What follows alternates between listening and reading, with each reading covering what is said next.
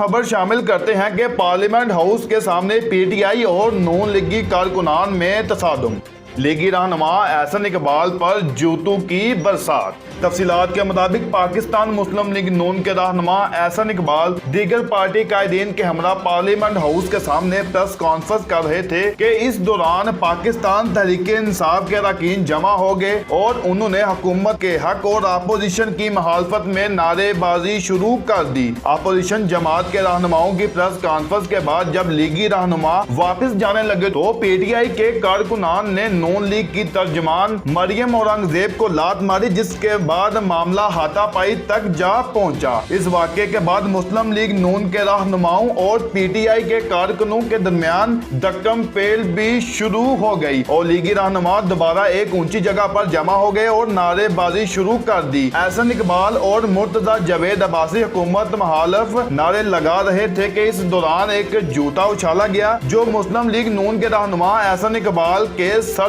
पर जा लगा। इसके अलावा पाकिस्तान तहरीक इंसाफ के कारकुनों ने मुस्लिम लीग नून के सीनियर नायब सदर शाहिद हकान अब्बासी और मुसद्दिक मलिक का गिरेबान भी पकड़ा।